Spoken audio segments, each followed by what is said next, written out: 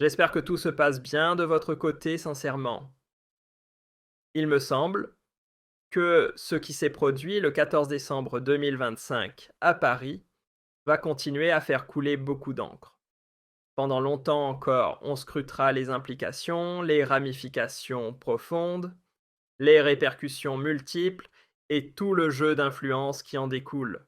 On peut bien sûr fuir, on peut être dans le déni de la réalité, ou fuir la vérité et se contenter de dire que le mouvement pour l'autodétermination de la Kabylie-MAC n'a fait qu'une provocation de plus, une énième provocation, ou ne fait qu'aggraver ces provocations à l'égard des Algériens et des Algériennes, en organisant une cérémonie de proclamation unilatérale de l'indépendance de la Kabylie, que tout cela n'est qu'un cirque et que tout cela n'est que du folklore de très mauvais goût. Ça peut être, on peut même considérer cela comme une plaisanterie de très mauvais goût. Et on peut se contenter de le dénoncer, de l'insulter, de le diffamer, de le dénigrer, de le calomnier, en disant bien sûr que le mouvement pour l'autodétermination de la Kabylie, ce sont des idiots, des mauvais, des salopards, etc. etc.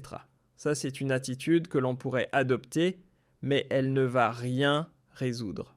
Elle ne va absolument pas régler le problème. Parce que nous avons un problème. Nous avons un problème. Les Algériens et les Algériennes ont compris qu'il y avait un problème. Le problème, c'est que nous avons un mouvement qui est aujourd'hui structuré, qui est aujourd'hui proche de puissances étrangères, qui est aujourd'hui proche de l'extrême droite française, proche de l'extrême droite israélienne, proche des indépendantistes corses, proche des indépendantistes québécois, proche de plusieurs mouvances politiques étrangères, mouvances politiques marocaines, assez suspectes et malsaines, proche de certaines entités politiques étrangères. Et donc ce mouvement, il est structuré, il a de l'argent, il est soutenu à l'international et il a une base militante. Il dispose d'une base militante. Il dispose d'une capacité opérationnelle qui lui permet d'organiser des événements, des réunions publiques, d'inviter des personnalités étrangères, d'entrer en contact avec des entités étrangères, de mener des pourparlers, de se faire inviter au niveau de certaines institutions publiques et constitutionnelles étrangères. Donc c'est un mouvement. Ce n'est pas du folklore, ça. Ce n'est pas du folklore. Donc le déni de la réalité, dire que c'est juste un mouvement de fil de etc. et les insulter, les diffamer, les dénigrer, cela ne résoudra pas le problème. Nous, on est des journalistes patriotes, soucieux de l'intégrité, soucieux de l'intérêt général dans notre pays, très inquiets pour sa sécurité nationale, et on doit apporter des solutions, proposer des solutions. Quand on fait des analyses, on doit d'abord décrire le réel, le décrire tel qu'il est, pas tel qu'on voudrait qu'il soit, le dessiner pour l'opinion publique tel qu'il est, pas tel que les dirigeants algériens voudraient qu'il soit. Et on ne peut pas minimiser les menaces ou cacher le soleil avec un tamis, ou dissimuler des vérités, ou travestir des vérités, ou minimiser les menaces et les dangers juste pour ne pas effrayer la population ou pour ne pas discréditer ou ne pas déranger les dirigeants qui détiennent le pouvoir en place. Notre rôle est de dire d'abord la vérité. La vérité est que ce qui s'est passé le 14 décembre 2025 est très dangereux. Ce qui est encore plus dangereux, ce n'est pas uniquement la nouvelle capacité du mouvement pour l'autodétermination de la Kabylie à se structurer, à disposer de soutien financier étranger, à disposer d'une base militante qui s'élargit et à se radicaliser de plus en plus, et l'officialisation de sa radicalité irréversible. Parce que le mouvement pour l'autodétermination de la Kabylie maintenant, il a proclamé l'indépendance. C'est irréversible. Il est dans une radicalité, elle est irréversible. Je vois mal comment on pourrait négocier avec un mouvement maintenant pour lui faire renoncer à cette option d'indépendance. Donc il faudrait peut-être entamer, je ne sais pas comment on va traiter le problème. Parce qu'en Algérie, on ne veut pas le voir, ce problème. On ne veut même pas le reconnaître. On ne veut même pas dire qu'il y a un problème. Le discours dominant des dirigeants algériens, c'est que c'est un mouvement téléguidé par l'étranger. D'accord ? Il est téléguidé par l'étranger. D'accord. Je précise d'ailleurs, en préambule, d'un constat amer. Le constat, c'est que le 14 décembre, il devait y avoir en France et un peu partout à travers le monde des manifestations d'Algériens et d'Algériennes pour contrecarrer le mouvement pour l'autodétermination de la Kabylie, et ces manifestations se sont soldées par un échec cuisant. Mais avant de faire ce constat et d'analyser ces dessous, ces enjeux et ces causes, j'aimerais être sûr, j'aimerais être très clair. Parce que voilà, il y a des Algériens et des Algériennes, apparemment, qui ne comprennent pas le français, ou qui font semblant de ne pas comprendre ce que je dis. Alors que parfois, comme je parle en français, il y a des gens qui sont malhonnêtes, qui ne sont pas sincères, qui sont malveillants, mal intentionnés, et qui veulent nous assimiler à des soutiens du mouvement pour l'autodétermination de la Kabylie. Je le répète, et je le dis, je ne soutiens pas le mouvement pour l'autodétermination de la Kabylie. Je ne soutiens pas le mouvement pour l'autodétermination de la Kabylie. Je dénonce et je condamne et je lutte et je combats son projet séparatiste. Je le dis avec des termes très clairs. Je le répète, je ne soutiens pas le mouvement pour l'autodétermination de la Kabylie parce que je ne soutiens pas, je dénonce et je condamne et je combats le projet séparatiste et les desseins séparatistes du mouvement pour l'autodétermination de la Kabylie. Et pour moi, et comme pour des millions d'Algériens et d'Algériennes et de Kabyles, je suis descendant d'une famille kabyle. Je suis en grande partie kabyle du côté de ma mère. La Kabylie est partie intégrante de l'Algérie. Il n'y a pas d'avenir de l'Algérie sans la Kabylie. Il n'y aura jamais d'avenir de la Kabylie sans l'Algérie. C'est clair. Maintenant, je répète, je vais encore aller plus loin. On peut effectivement, le mouvement pour l'autodétermination de la Kabylie, il a été récupéré par certaines puissances étrangères.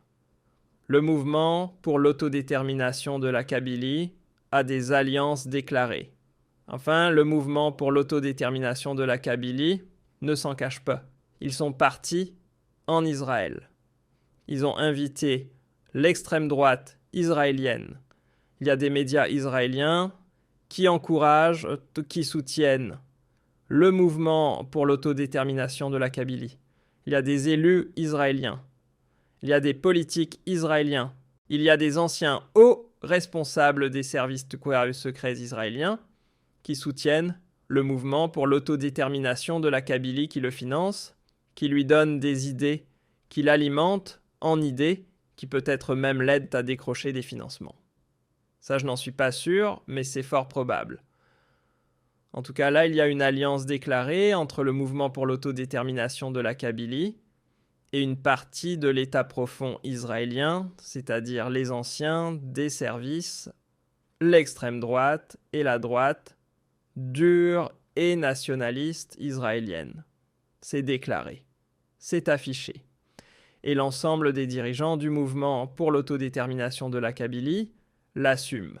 Et bien sûr, je condamne et je le dénonce, d'autant plus que l'Algérie a un problème direct avec Israël parce que c'est un pays qui refuse pour le moment de normaliser ses relations avec Israël et qui soutient la cause palestinienne. Et même s'il y a eu une évolution sur ce sujet de la part du régime Tebboune, notamment depuis l'arrivée de Donald Trump au pouvoir aux États-Unis d'Amérique, il n'en demeure pas moins qu'il est vrai que l'Algérie, c'est différent de l'Égypte, de la Jordanie, c'est très différent du Maroc, du Bahreïn ou des Émirats, qui sont des pays pro-israéliens ou amis d'Israël.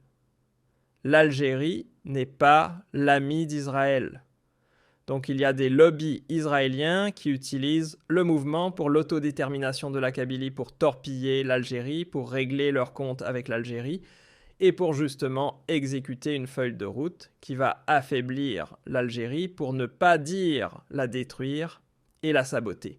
Parce que enlever la Kabylie à l'Algérie, c'est signer l'acte de décès de l'Algérie. L'Algérie va mourir. La Kabylie, c'est ce qu'il y a de plus stratégique. C'est un foyer d'intellectuels, c'est un foyer de travailleurs qualifiés, c'est une région située au cœur, juste à côté de la capitale Alger. C'est la relation, c'est la passerelle entre la capitale et l'est du pays, la région la plus peuplée. C'est la plus grande diaspora algérienne au monde. C'est une diaspora. C'est le nombre d'ingénieurs, d'enseignants, de médecins, les richesses humaines de la Kabylie, l'emplacement géographique, stratégique de la Kabylie, les contributions quotidiennes de la Kabylie au maintien de la sécurité nationale et au maintien d'un effort de développement, même si le développement du pays reste défaillant et déficient. Mais sans la Kabylie, l'Algérie, cela fait longtemps que l'Algérie se serait effondrée. Sans la Kabylie et le combat qui a été mené par les Kabyles pour la libération nationale, l'Algérie n'aurait jamais été libre. Sans la participation, la contribution de la Kabylie dans la lutte contre le terrorisme armé islamiste des années 90, l'Algérie n'aurait jamais pu tenir le choc, n'aurait jamais pu gagner la guerre contre le terrorisme islamiste. Et sans les compétences de sens de la Kabylie, sans les valeurs culturelles de la Kabylie, sans l'identité de la Kabylie, sans la mémoire de la Kabylie, sans les ressources humaines de la Kabylie, l'Algérie n'aurait jamais pu tenir debout. C'est le jour où l'on va séparer la Kabylie de l'Algérie que l'Algérie va s'effondrer. Donc je le répète, oui, le mouvement pour l'autodétermination de la Kabylie roule pour des puissances étrangères hostiles à l'Algérie. Il a des accointances avec des activistes marocains et des institutions peut-être, ou des lobbies marocains qui sont hostiles à l'Algérie. Il a des accointances et une alliance avec l'extrême droite française et l'extrême droite dans plusieurs pays européens, des mouvements politiques qui sont totalement hostiles et à l'encontre d'un pays comme l'Algérie. Donc oui, le mouvement pour l'autodétermination de la Kabylie est une menace. Sauf qu'après avoir dit cela, il faudrait que l'on s'adapte à cette menace, que l'on trouve une solution. Dire que c'est un mouvement minoritaire, illuminé, et que les lobbies israéliens, marocains, canadiens, occidentaux, l'extrême droite française, européenne, ou certains lobbies américains ne vont pas miser sur le mouvement pour l'autodétermination de la Kabylie s'il était vraiment aussi minoritaire que cela, il faut être intelligent. Les Israéliens, par exemple, les anciens des services de renseignement israéliens, vous pensez qu'ils ont soutenu le mouvement pour l'autodétermination de la Kabylie ou qu'ils soutiennent le mouvement pour l'autodétermination de la Kabylie juste pour emmerder l'Algérie. Si le mouvement pour l'autodétermination de la Kabylie n'a pas une base militante qui s'élargit, si le mouvement pour l'autodétermination de la Kabylie ne profite pas d'une situation politique, si le mouvement pour l'autodétermination de la Kabylie n'a pas prospéré à cause d'une certaine configuration politique qui a été imposée à l'Algérie depuis l'arrivée d'Abdelmadjid Tebboune au pouvoir, si le mouvement pour l'autodétermination de la Kabylie n'avait pas des atouts à faire valoir, si le mouvement pour l'autodétermination de la Kabylie n'était pas une bonne carte à utiliser. Une bonne carte dans ce jeu géopolitique malsain, qui est aujourd'hui le nouvel ordre international. Eh bien, aucun de ces lobbies que nous venons de citer ne va miser sur le mouvement pour l'autodétermination de la Kabylie. Ils ne sont pas stupides, les Israéliens, les anciens, des services de renseignement du Mossad, des services militaires. Israéliens, l'extrême droite israélienne, la droite israélienne. Ils ne vont pas s'afficher ou se tenir ou parrainer un mouvement juste pour embêter ou pour susciter le buzz sur les réseaux sociaux ou pour embêter Abdelmadjid Tebboune de loin. Non, c'est qu'il y a un projet derrière. C'est qu'il y a un projet. L'Algérie, elle est en danger. L'Algérie, elle est en danger. On veut enlever à l'Algérie son cœur battant qui est à la Kabylie. C'est le cœur battant de l'Algérie. Comment faire face à ce danger ? D'abord, le reconnaître qu'il y a un danger. Deuxièmement, ne pas le minimiser, le relativiser ou essayer de le réduire à une dimension ridicule. Troisièmement, essayer de trouver des solutions. Parmi les solutions, la première des solutions, c'est de constituer un front national uni, c'est-à-dire fédérer les Algériennes, et les Algériens, mobiliser les Algériennes et les Algériens. Rappelez-vous, la dernière fois que la Kabylie causait problème, c'était en 2019, entre le mois de juin 2019 et le mois de décembre 2019, quand le régime de Gaïd Salah, à l'époque, avait lancé une propagande consistant à faire croire aux Algériennes et aux Algériens que le Irak est une invention de la Kabylie, de certains Kabyles francophones liés à la France et liés à l'Occident, qui visent à saper la sécurité de l'Algérie, à la déstabiliser et à imposer des mœurs occidentales et une vision de la vie ou un projet politique d'occidentaliser l'Algérie. Et on avait commencé par interdire le drapeau, l'emblème berbère. Ensuite, on a lancé la propagande zéro kabyle. Ensuite, on s'est attaqué aux élites kabyles. On a commencé à emprisonner tous les irakistes d'origine kabyle et on a voulu créer la division au sein du Irak entre les Algériens et les Kabyles.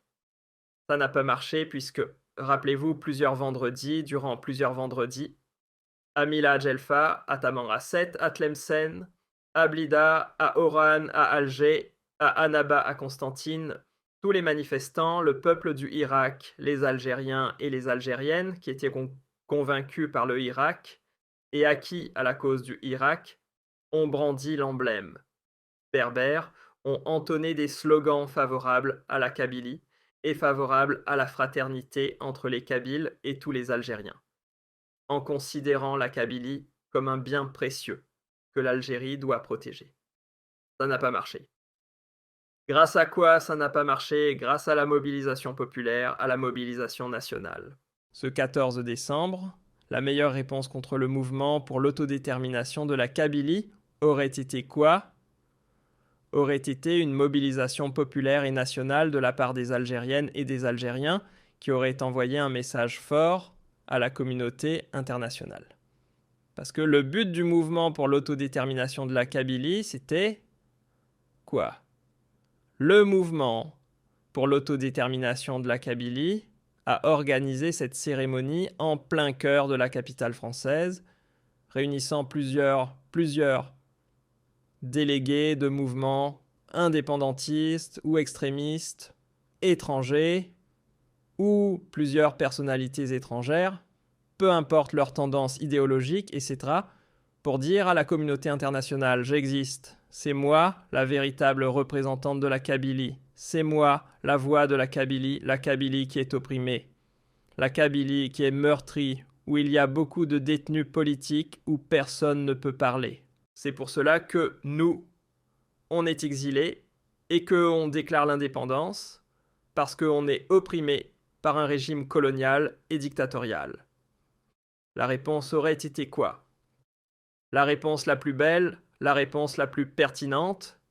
La réponse la plus pertinente aurait été de mettre en place une mobilisation populaire et nationale en Algérie d'abord et à l'étranger. 2 erreurs, pas une erreur, 2 catastrophes ont été commises. La première catastrophe, c'est qu'en France, on a écarté les opposants. Le régime, à travers des relais sécuritaires et des relais diplomatiques, a sélectionné des associations, des collectifs qui sont partisans du régime Tebboune, qui sont algériens comme nous, c'est leur droit de manifester, etc., mais qui n'ont pas de crédibilité. Pourquoi ? Parce qu'il y a une différence entre soutenir l'Algérie et soutenir le régime Tebboune. Moi, je soutiens l'Algérie, je ne soutiens pas le régime Tebboune. Je suis prêt à défendre l'Algérie, quelles que soient les circonstances, quelles que soient les conditions. Les partisans du régime Tebboune, c'est qu'ils ne sortent pas, ils ne manifestent pas, ils ne se mobilisent que si le régime Tebboune leur demande de le faire. Donc, ils ne sont pas sincères, ce n'est pas spontané de leur part. Ils cherchent à défendre le régime Tebboune. Bien sûr, parmi les partisans de Tebboune, je ne doute pas de leur patriotisme, je doute de leur loyauté. Il y a un vrai patriote. Comme le disait un grand patriote américain, un grand révolutionnaire américain, un vrai patriote, est celui qui est prêt à défendre son pays, y compris contre son propre gouvernement. Les partisans du régime privilégient au détriment de l'Algérie. Les patriotes algériens, on aime d'abord l'Algérie, rien que l'Algérie. Il est là, il va partir. Il a un mauvais bilan, ce n'est pas un bon président. Des Algériennes et des Algériens ont le droit de penser que c'est un bon président. Mais en l'occurrence, le mouvement pour l'autodétermination de la Kabylie n'est pas là pour demander le départ de Tebboune, il demande la division de l'Algérie. Donc il fallait laisser des mouvements algériens indépendants, y compris ceux de l'opposition, et pas uniquement privilégier ou contacter uniquement les associations pro-Tebboune pour organiser des rassemblements à Paris. Le 14 décembre dernier, des milliers d'Algériens devaient se rassembler au niveau de la place de la Nation. Place de la Nation à Paris, l'une des places publiques comme la place de la République, comme le Trocadéro, comme je ne sais pas quoi, comme des milliers d'exemples, des dizaines d'endroits symboliques de la capitale française au niveau de la place de la Nation. Pourquoi ? Parce que pas loin, il y a le consulat général d'Algérie qui est situé pas loin de la place de la Nation et c'est un site historique important. Des milliers d'Algériens devaient affluer et contrecarrer donc l'organisation de la cérémonie du mouvement pour l'autodétermination de la Kabylie, de la proclamation de l'indépendance de la Kabylie, pour démontrer que les Algériennes et les Algériens sont unis. Malheureusement, le 14, qu'est-ce qui s'est passé le 14 décembre ? C'est très simple. Allez voir les images qui ont été rediffusées, d'ailleurs, par le recteur de la grande mosquée de Paris, Shams Hafez. Allez voir les images des médias qui ont couvert cet événement comme Algérie 360. Parlez aux témoins oculaires, aux simples Algériens et Algériennes qui sont partis spontanément participer à ce rassemblement. Il n'y avait même pas 200 personnes, il y avait 200 à tout casser, 300 personnes. La place était vide. La place était vide, je vous assure, et je le dis avec beaucoup d'amertume que le mouvement pour l'autodétermination de la Kabylie le 14 décembre 2024 a mobilisé plus de militants. Il avait plus de monde que les organisateurs des rassemblements pour l'unité de l'Algérie à la place de la Nation. Au même moment, les images parlent d'elles-mêmes. Demandez aux témoins oculaires qui ont assisté aux deux événements. Il y a des journalistes que je connais qui ont assisté aux deux événements. L'événement du mouvement pour l'autodétermination de la Kabylie 1 au niveau de l'avenue H et l'événement de rassemblement de la communauté algérienne qui dit non au séparatisme, qui dénonce le mouvement pour l'autodétermination de la Kabylie et qui proclame et défend l'unité nationale au niveau de la place de la Nation. Le mouvement pour l'autodétermination de la Kabylie a mobilisé plus de monde, on a eu plus de monde, et encore, au mouvement pour l'autodétermination de la Kabylie, on lui avait interdit la grande salle qu'il devait occuper au niveau du Palais des Congrès à Versailles. Parce que la première salle où il devait organiser sa cérémonie, c'était à Versailles, dans une salle qui pouvait abriter entre 1200 à 1500 personnes. Il s'est rabattu sur une salle à 500 personnes. Si on l'avait laissé à Versailles, il aurait mobilisé encore plus de monde. Tous les discours, allez voir les images sur Facebook, ils sont sur Facebook. Tous les discours parlent plus du régime du gouvernement que du pays. Il y a un intervenant qui a insulté Laurent Nunez, le ministre de l'Intérieur français, alors que c'est Laurent Nunez qui a demandé au préfet. C'est grâce à Laurent Nunez que le préfet des Yvelines a interdit la première cérémonie du mouvement pour l'autodétermination de la Kabylie à Versailles. Il nous a évité le pire. Parce qu'encore une fois, si le mouvement pour l'autodétermination de la Kabylie avait organisé sa cérémonie là-bas, il aurait fait une grande démonstration de force. Donc, Laurent Nunez, celui-là même qui a été insulté au niveau de la place de la Nation, c'est lui qui nous a évité le pire en contraignant le mouvement pour l'autodétermination de la Kabylie à se rabattre sur une petite salle en réduisant énormément le nombre de ses invités. Mais bon, les partisans du régime Tebboune ne réfléchissent pas. Ils n'ont que des insultes, des discours anti-français, des discours anticoloniaux, alors que cela n'a rien à voir avec l'ordre du jour. L'ordre du jour, c'est la préservation de l'unité nationale et la défense de l'unité nationale contre le mouvement pour l'autodétermination de la Kabylie. Il n'y avait pas beaucoup de monde. 200 à 250 personnes.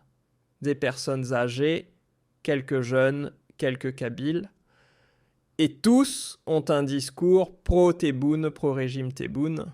Il n'y a pas un membre de l'opposition. Il y a très peu d'Algériens indépendants qui sont neutres, ni avec Tebboune, ni avec le régime, ni avec l'opposition. Un petit rassemblement EE.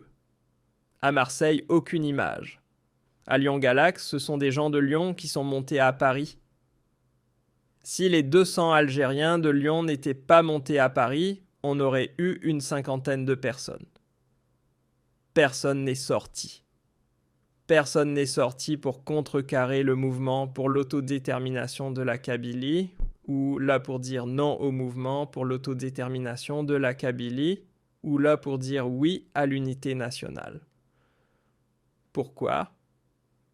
Parce que les Algériennes et les Algériens de France, qui sont 5 millions sur 5 millions, ils ont mobilisé 200-250. C'est quand même incroyable. Il y a quand même un constat qu'il faut dresser. C'est-à-dire que les autres Algériens, ça veut dire qu'ils sont avec le mouvement pour l'autodétermination de la Kabylie. Ils ne sont pas avec le mouvement pour l'autodétermination de la Kabylie. Ce serait grave si tous les Algériens de France, c'étaient des Kabyles avec le mouvement pour l'autodétermination de la Kabylie. Non.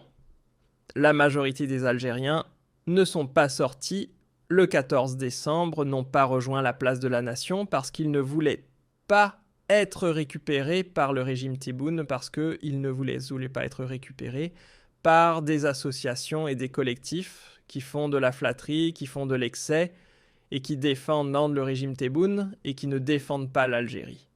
Parce que les 5 millions d'Algériens de France, il n'y a pas de mouvement politique, indépendant, neutre, opposé, opposant, ou de vrais patriotes qui peuvent représenter légitimement les foules populaires qui auraient pu drainer les manifestants algériens. Comparé entre 2019 jusqu'à 2022 et 2023, les rassemblements des irakistes au niveau de la place de la République. Comment ils étaient nombreux, plusieurs centaines de personnes avec ce rassemblement raté et ridicule au niveau de la place de la Nation, où il n'était même pas 200 ou 250. Les images parlent d'elles-mêmes.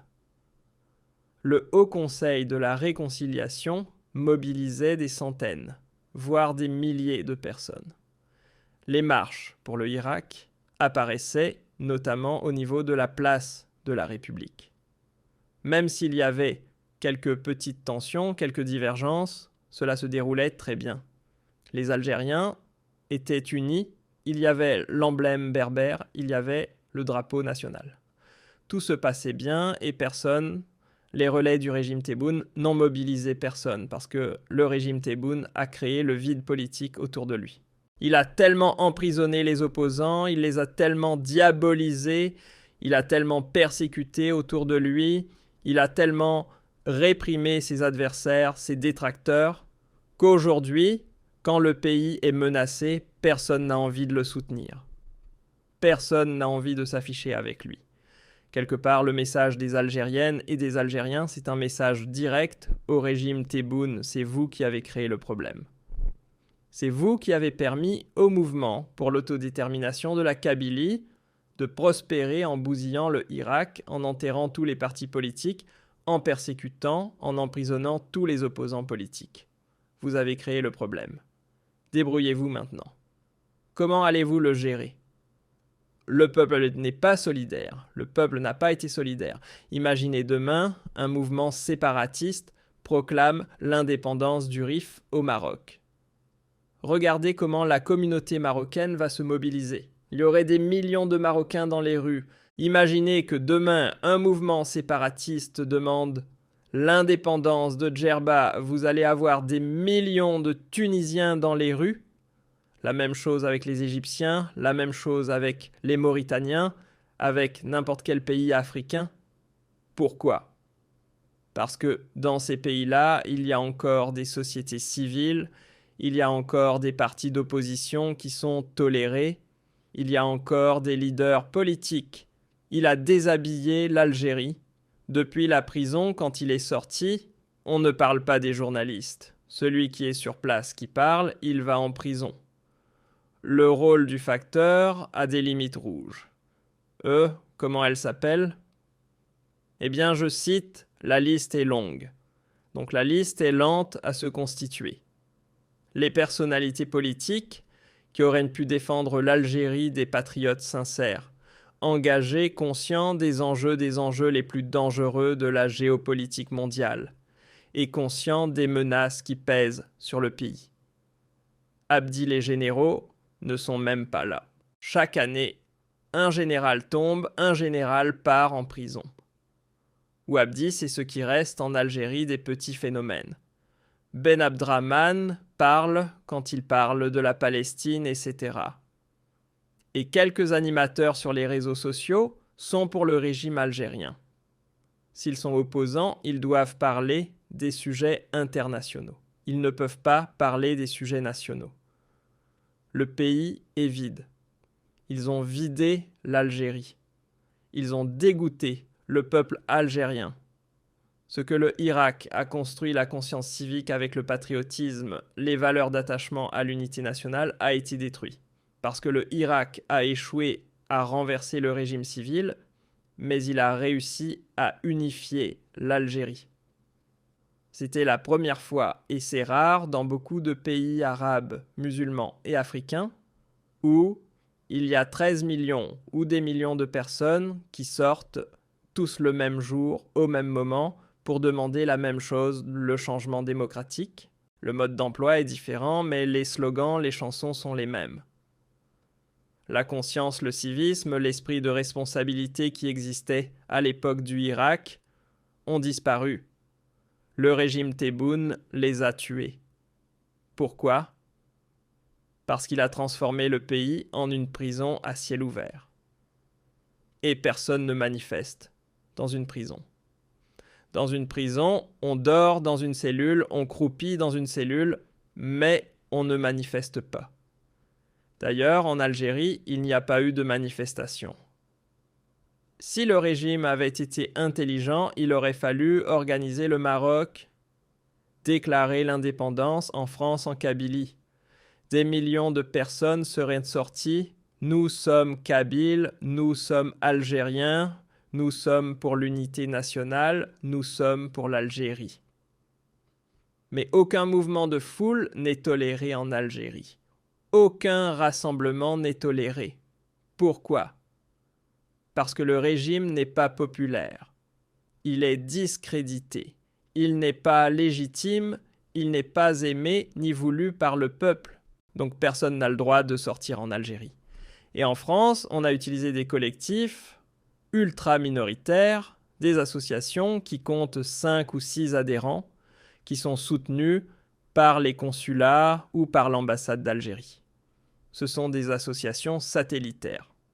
À la fin, c'est un rassemblement médiocre, insignifiant, laminé. Les partisans du régime algérien, pas les Algériens eux-mêmes. Parce que les vrais Algériens, cela ferait des millions de personnes, ne sont pas sortis. Pourquoi ? Parce qu'ils sont dégoûtés. Parce qu'ils ne veulent pas entrer dans une bataille qui oppose le régime au serpent que le régime Tebboune a nourri et au serpent que le régime Tebboune a utilisé.